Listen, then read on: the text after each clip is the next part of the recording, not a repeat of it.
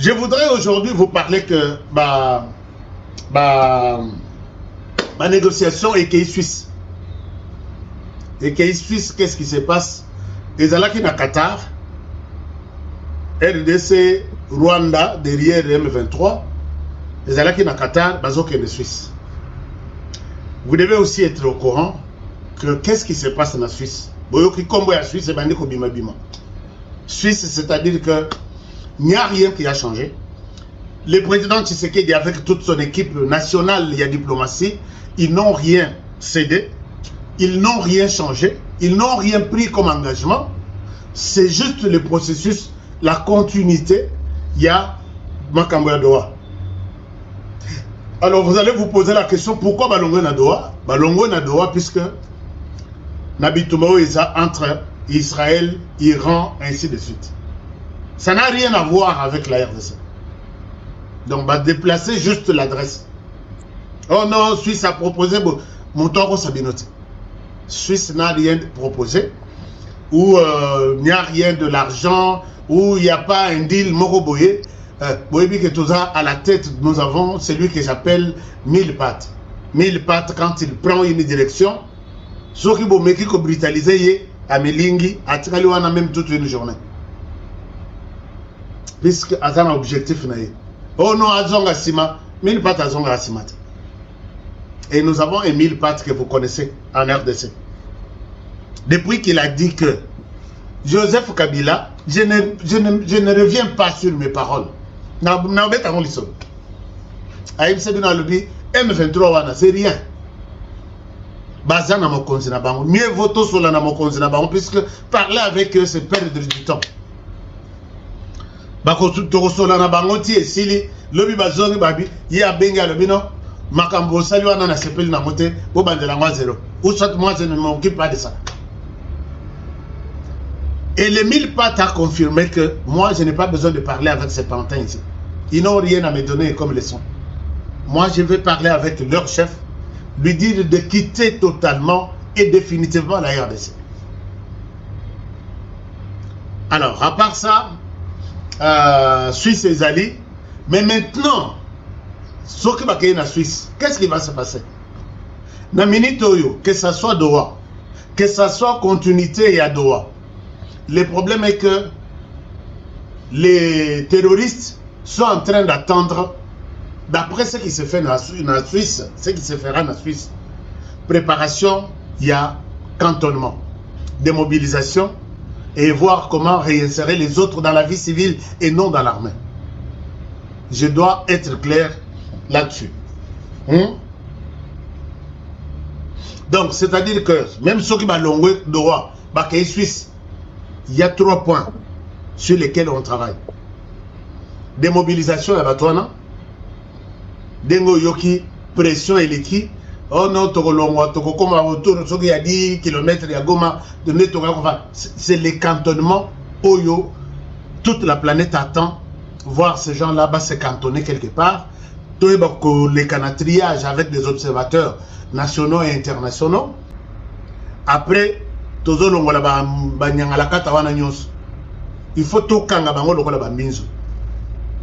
Bakei, Tomemibino na Suisse, nous avons un seul programme de vous désarmer et puis retourner tous les Rwandais, Rwanda aux Rwandais, RDC aux Congolais.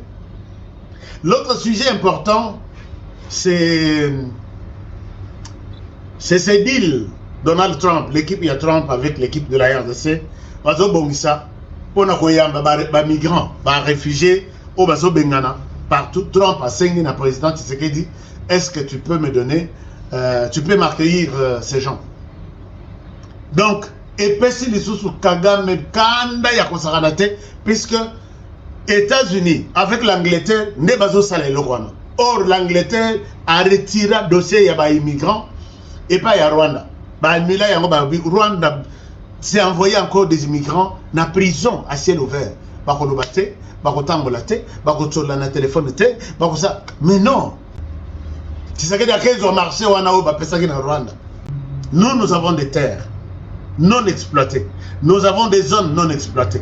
Ceux qui baillent en tant qu'immigrants, bakotia bango na ba système, bakotia bango ba empreinte digitale et on reste, on sait que lobby bakobalukela bisote lokola ba wana mususu bayaka lokola ba réfugié.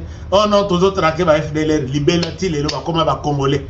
Soko yebise que yoza congolais te, Botswani. Soko yebise que non, tu n'as jamais été congolais, Botswani. Alors, tu sais que dit, félicitations. Est-ce que vous pouvez vous poser des questions? Quand ces gens ont contacté Félix Tshisekedi à l'époque, que au lieu de migrants en Rwanda, non, il a refusé. Alors lui, les problèmes que j'ai maintenant, c'est toujours avec ces gens ici.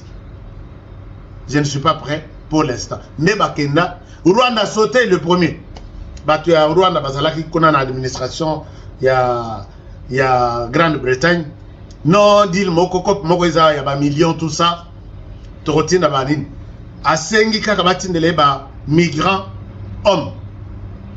Ba migrants hommes. Ambassadeur ya Grande-Bretagne au Rwanda a envoyé un document secret. Nabimi cet document wan. Non. Kagame quand il cherche ces migrants, c'est pour les armées.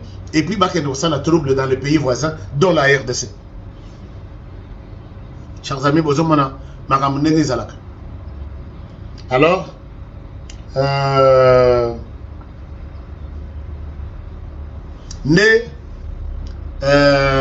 Tshisekedi Abouda Kopwana.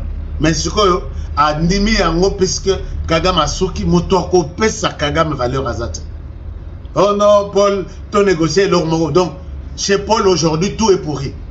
Paul yoka, Tolo Belayo.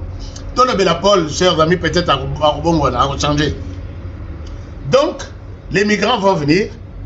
Tshisekedi, Trump, Angleterre, Bazobeta Masolo, Andengwana, Kalate, Toreo Sabino, comment les choses vont se passer. Mais nous n'avons pas peur de Kagame, qu'il soit sollicité aussi par d'autres pays. Total, si réellement Kagame Azama casse le rôle à Bissot.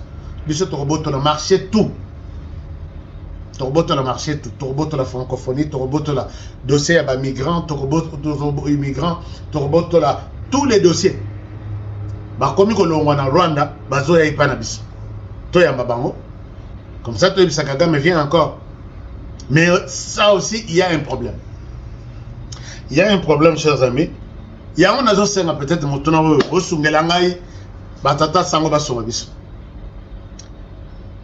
Paul Kagame persiste et signe que Nakolongola Soda Mokote ya Rwanda na RDC. Motona Izalibo. Est-ce que Batata Sango qui disent qu'il faut tout ça le dialogue. Et le dialogue, c'est une solution à tout ce qui se passe dans l'est du pays là. Comment ça va se passer? Nous avons publié cette analyse sur notre compte X. Chers amis, j'attends vraiment vos réponses. Est-ce que Batata Sango Bayoki, maintenant 3 jours que Paul Kagame a parlé sur Jeune Afrique, que oubliez dans votre tête, n'attendez rien de moi, que je vais retirer un seul militaire sur les sols congolais. Pourquoi? Puisque Bozo sanctionné Tshisekedi. Tshisekedi a salinini. Biso Bozo sanctionné yo, puisque tu as franchi la frontière de la RDC. Au côté de la RDC, tu pilles, tu violes, Tshisekedi, tu veux qu'on les sanctionne pour quel motif? Non, puisque vous autres, Tshisekedi, n'attendez pas que chez moi je vais retirer quoi que ce soit. Alors, à ce titre, Kagame a eu la sanction. Il persiste. Kagame a eu la résolution Ebimi. Il y a Conseil des Nations Unies. Kagame ne lâche pas. Qu'est-ce qui reste maintenant pour que Kagame lâche? Je pose la question.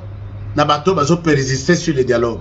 Est-ce que vous pensez que Kagame Batu a ONU Bakokiete, Batu a pays Moussous va sanctionner Kagame Bakokiete? Est-ce que les dialogues que vous allez organiser à Kinshasa, sera réellement une solution pour contraindre le Kagame de quitter la RDC.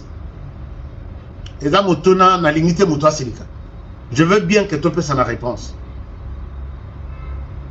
Chers amis, dites-moi, est-ce que vous êtes convaincus que Paul Kagame ici est présent, avec le dialogue Yabasango, Tata Cardinal Bolobate, Boloba, Nayoki Alobi, l'Est du pays est toujours sous occupation. Occupation, pourquoi vous ne citez pas les Rwanda? Bazoloba sous occupation à pays voisins. Des pays voisins. Alors, est-ce que, je pose la question à Martin Fayoulou, je pose la question à Délice Sanga, je pose la question à qui? Jean-Marc Kabound, qui ne gère que sur les dialogues. Je pose la question à Batata Cardinal. Vous vous réunissez ici, peut-être dans le centre Nganda. Vous prenez des résolutions. Vous vous partagez le pouvoir. Est-ce que vous allez contraindre Kagame de lui dire quitte le territoire congolais? Abima, ça le discours. Oui, à cause de cette discussion au Bossali à Kinshasa, je me retire en RDC. Vous pensez que c'est ça? C'est une solution? Est-ce que vous pouvez me répondre, s'il vous plaît? Est-ce que vous pouvez me donner une partie des réponses? J'ai posé la question, Nabatumi Sat bien précis. Martin Fayoulou, Délice Sanga, Jean-Marc Kabond, Bamone Naïbi Neti, opposition. Qui autre? Qui autre fait partie de l'opposition? Alors, est-ce que vous pouvez nous dire que, avec votre fameux dialogue là, vous allez contraindre Kagame à quitter les sols congolais, alors que la résolution est allée, la résolution, le conseil na Kagame Tibalembi, le pays va sanctionner Kagame, il persiste et signe, je ne quitte pas, n'attendez rien de moi. Bon, sanctionner d'abord Tshisekedi. On dirait Moutou et Salakate, on dirait quelqu'un malade, va sanctionner Tshisekedi qui se défend chez lui, va sanctionner Yé. Alors qu'il n'est pas allé au Rwanda pour tuer au Rwanda et violer au Rwanda. Et vous, vous allez vous réunir ici, dans le palais du peuple, ou soit dans le centre Nganda, faire votre dialogue, à l'issue duquel Kagame va se retirer. Ok, c'est bon, je vais retirer mes troupes. Vous êtes sûr, vraiment? Président de la République, ok, bossa la dialogue. Bossa la dialogue. Voici Nenge Bogosalela. Et je souhaite qu'à l'issue de votre dialogue, que Kagame se décide de sortir. Soki Kagame a bimité. Tozo Bunana Kagame Nanzela Moussus. Mais Soki Bolobi que dialogue na binoana, ne kosili sa nini ya nini. Bossa la dialogue. Soki silité, on vous arrête tous, on vous met au cachot. Puisque vous êtes les partisans de Kagame pour chercher comment les dédouanier, comment les blanchir d'une manière ou d'une autre dans votre dialogue là. Quelqu'un qui a fait de la RDC, donc Kagame ne peut pas passer une journée sans penser à la RDC. À Bossanikout Rwanda Yayemoko. Vous êtes ici, dialogue, dites-moi, par quel miracle? Dites-moi, j'ai posé la question sur X et répondez-moi. Est-ce que nous pouvons continuer à penser au dialogue? Les Sango parler. Aujourd'hui, c'est le jour au Bolobaka. Vous continuez toujours à garder. Vous avez suivi la sortie à Paul Kagame. Continuez-vous à penser que le dialogue est une solution avec la position de Kagame? Chers amis, moi je suis celui qui pense que Satan à côté de la Kagame a persisté dans Bozoba.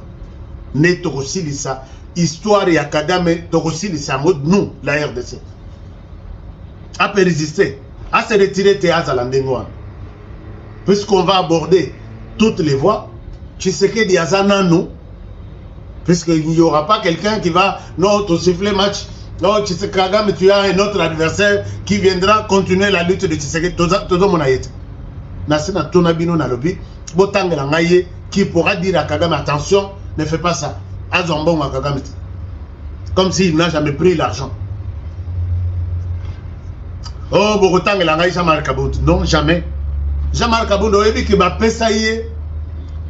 Pendant que Zambon, Jean-Marc Kabout n'a pas dossier belé, mais tout les rencontres dans la vie privée. Bolanda na procès ya Mwanga Chuchu. 500 000 dollars ya coca, ba pesa na jamais à Kabondalia. 500 000 dollars coca. Siko wana ba sombeli yo coca. Siko soki Rwanda atindi alobi 50 millions de dollars, 100 millions de dollars coca. Arboy. Tala botika biloko wana. Botika biloko wana.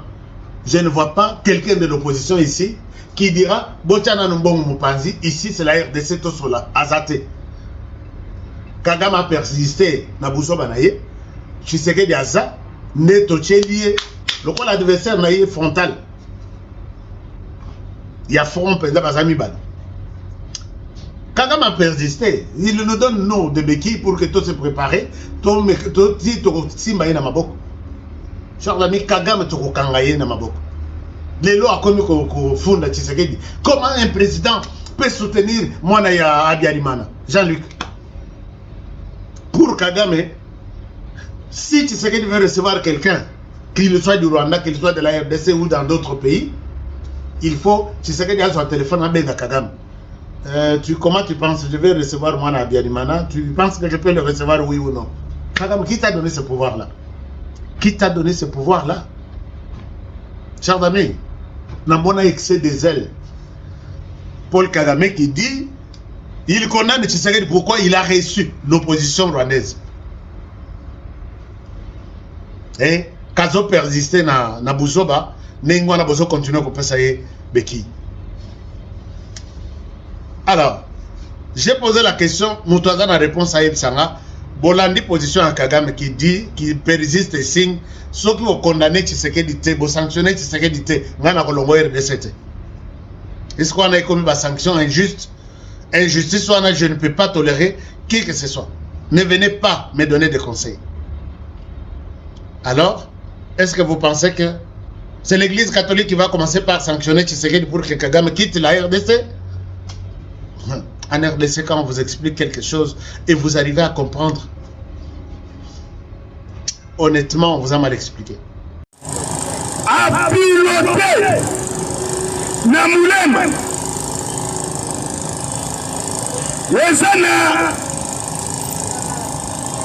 quelques kilomètres na niveau ya Kazinga et Ngululu dans la zone du Sabino. Makamasa déjà est possible. M23 indépendant. Les affrontements de l'armée ont été signalés à Kinyumba, dans le territoire de Massis, entre les éléments de l'FARDC et les Wassalengue. Et une coalition opposée par les FARDC, les militaires de l'FARDC, les Sibou, ont attaqué leur position de M23 au niveau de Kiyumba.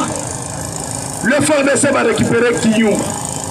Mais ce qu'on a au niveau de Rubaya, route, où sont même entre Komana Ruchuru, et ça n'a renfort.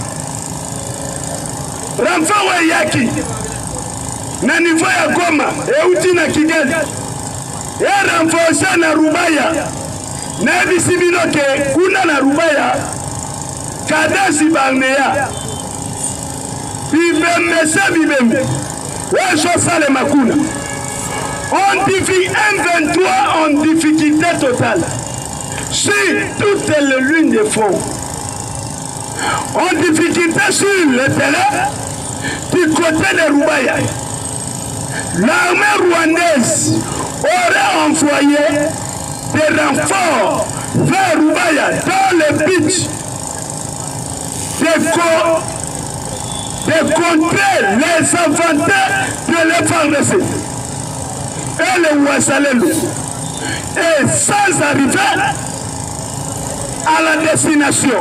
Ces derniers ont été aperçus par les drones ou les convois militaires d'origine rwandaise transportant d'importer, car cargaison de munitions les renforts de l'armée rwandaise de munitions vers Rubaya ont été interceptés et détruits par les drones de l'FARDC. On a la chose qui fini. Na route de Rubaya, comme à Rutu, les FARDC vont être neutralisés. Plusieurs camions, nama militaire, Yama M23, on a la chose qui fini la récréation. Yoka Chikoyo Yannick Kisola, directeur du cabinet ya Corneille Nanga à l'Orinu. Parce que Bango Basol est la processus ya droit. Au président Tshisekedi, le gouvernement central de Kinshasa va violer le processus, il a cessé le feu. Biso ont violé cessé le feu.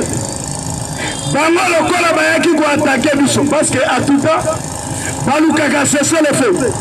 Pour que moi sois organisé, Nakatia cessé le feu, Baso Lukaba renfort, par-ci par-là, pour que moi sois organisé. Mais, Biso pas consoler qui va me mailler, Nakatia cessé le feu, soit qui va y toucher à ta localité Moko, Biso Tokotunate, Tokoloba. À ce moment-là, pour violer cesser le feu, on a Nyos. Yoka Yannick Olela. Lokola Mwana Mouké. Mais Bayabite Bayannick Yo. Nabari Magie. Bazana prison ancienne nouvelle. Bazana prison ancienne nouvelle. Parce que moi, je vais me mettre. Yannick Kisola, cadre de l'AC, par M23, et le directeur du cabinet de Corneille Nanga indique que la mise en œuvre des mécanismes de suivi du cessez-le-feu signé à Doha est bloqué par le gouvernement congolais. Il y a un autre qui expliquer bien. Le gouvernement congolais va bloquer des.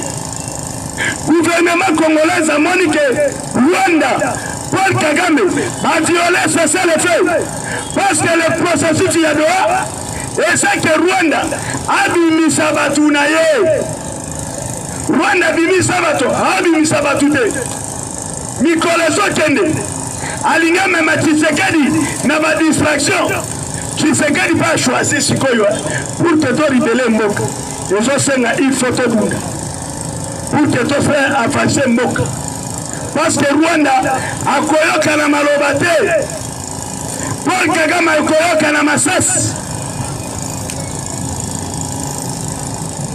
Le gouverneur cherche que Pirous. Il y a Sidi Kivu. Oui, c'est précisément Naouvira. L'homme va être démantelé. La face commune. N'est-ce pas s'il y a un mois, un peu toi qui Naouvira. Mais il va découvrir. Face commune. Plus de 171 corps. On va vomir Naouvira.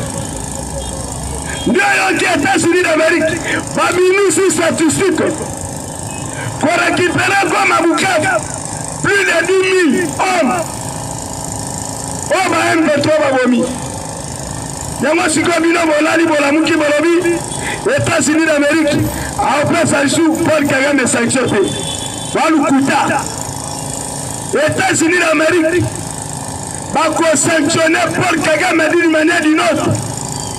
Et Paul Kagame a subi. Il y a un moni, Paul Kagame a plaidé. Que votre canard respecte encore. Pour que ceux qui bâtissent a respecté encore. À ceux qui sont ici sous la distraction. Fatigué à l'objet. Attends distraction, mais tu sais que n'a pas se battre. Il faut n'abandonner dans ma casse. Il y a un autre qui a Blackwater. Même Eric Prince, ou ça qui déclaration lobby, n'a fait semaine oyo, Le samedi, il faut balancer l'opération Delta Force. N'a pas occupé par les terroristes. Donc c'est là le loi par l'opération. Mais centrale, ouais, ça n'a Bukavu, n'a Uvira. Il y a moins de contrôler sur quoi l'entité. Il y a moins de fandiao. Na Kinshasa insécurité et l'équipe terrible. Na soya bate. Insécurité na Kinshasa. Et comme il y a Makasi, Bakami à Kinshasa, ministre de l'Intérieur provincial. Ouais, ça province nayo. Ministre de l'Intérieur provincial. Moussala nayo Zanini. Moussala est ministre de l'Intérieur. Il y a province, il y a Kinshasa. Parce que Kinshasa est la province. Le corps de la province, mais différence, et sa capitale. Présent na siège, il y a une institution. Mais ça n'a présent, n'a pas caminé à la province. Ministre de l'Intérieur provincial. Insécurité, Tony Nakati. Commandant de la ville. Pour ceux qui ont maîtrisé la sécurité de pour Nanine. Si na niveau, pas Mabatu. Les policiers des fois. Batoni na barre. Pour que na butu na tang. Pour que les policiers des fois. Bobby Maratongo. Nassé à Pascal. Beaucoup de policiers sont na Tongo. C'est que les policiers peut comprendre que Mboka Oyo. Parce que ceux qui vont créer une unité Moko, il y a qu'à traquer les policiers. Donc comment la Makamo peut changer? Parce que ton côté, Baoyo, Bajo Sala crime, Ming na Kinshasa. Et ça va faux policier. Non, va faux FADC. Pas va formation. Bakimi na formation, basongi na Kinshasa, la tracasserie. Il y a la police, na ba commune, ba commandant ba sous-chef, baso recruter ba biwone na ba commissaire bango ba policier. Lelo siko policier, on l'a dit tenir au pays, centre d'information te, au bandi bureau de. Nakata Birode, 1 mois, 2 mois, balati joteni. Mais comment on ceux qui contrôlent les Batouan n'a pas batimi.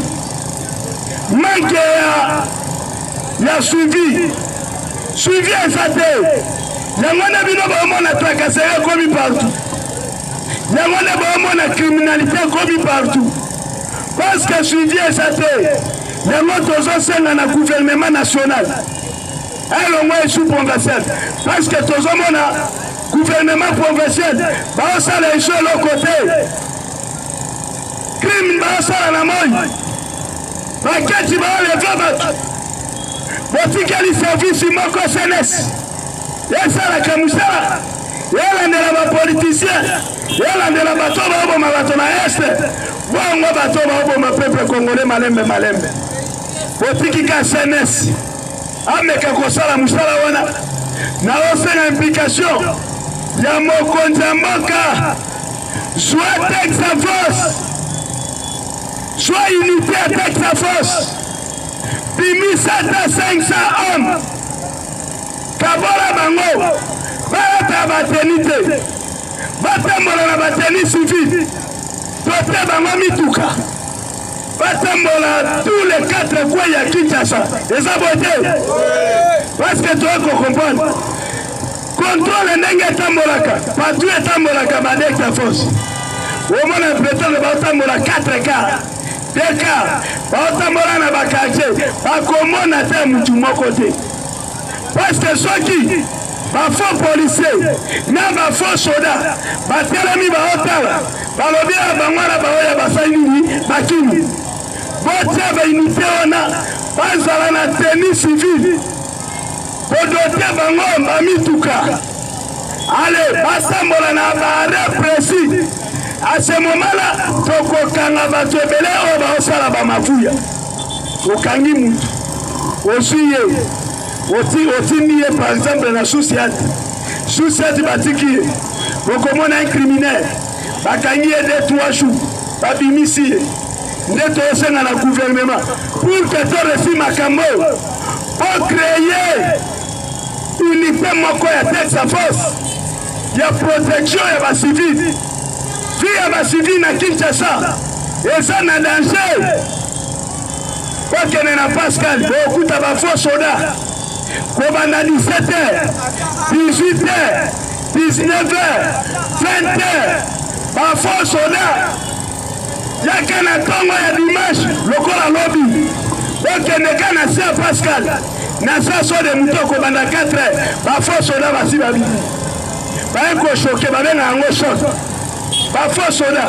Est-ce que bino service bolekaka Pascal bolekaka bitabe biso basivi tomonake oyo aza faux soda bongo oyo frais soda osokoka kodeklare te ke oyo aza faux soda ya mosala yango bosande charge nyonso botika yango na CNS batika kolandela obe minako batika kolandela Corneille Nangaa babanda kolandela mpe bafaux soda bongo baservisi nyonso wana mosala bino eza nini eza bote mwana mboka Cédric Asuki président David tombola liboko ezalaki motinda mitepe mwanje te kasi elongi na ye moko nde ekitaki mpona kobikisa mboka Kongo kimia ezala na mabota na bino mpe na mboka Kongo eloba ye moko sa grandeur le prophète Konde Mpolo 2 minutes. Merci. Maboko. Le monde est multipolaire. Ils sont les États-Unis.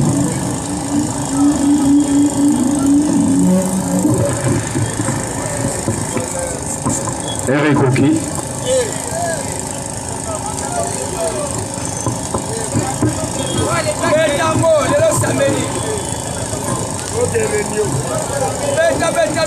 Le monde est multipolaire.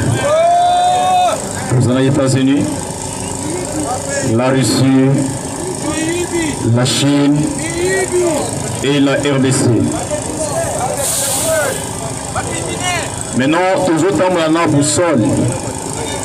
Boussole, toujours dans la écriture. Selon la Bible dans Daniel 11, regardez les rois du Nord. Ce qui m'a dit que regardez les rois du Nord. Parce qu'aujourd'hui, il y a des ismes où vous avez s'adhérer à Katia Russie. Russie a adopté Iran, des radars puissants.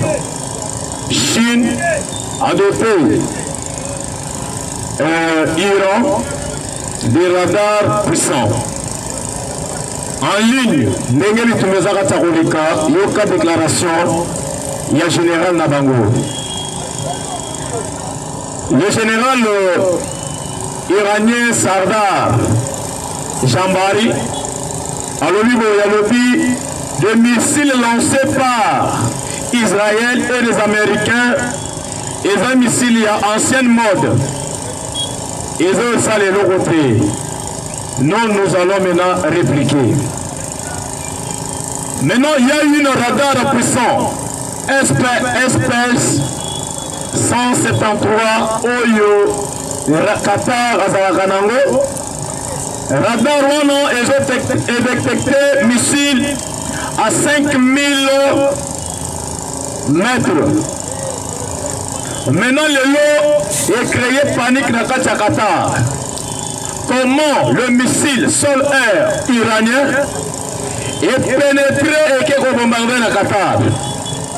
Mais leur radar est détecté de missiles ou non. Maintenant, Israël a lancé plus de 30 missiles dans Qatar et dans Iran. Dans Iran, Babomi, le général, le commandant suprême de l'armée iranienne, Amir Atami. Oyo, les Israéliens, ils vont bombarder.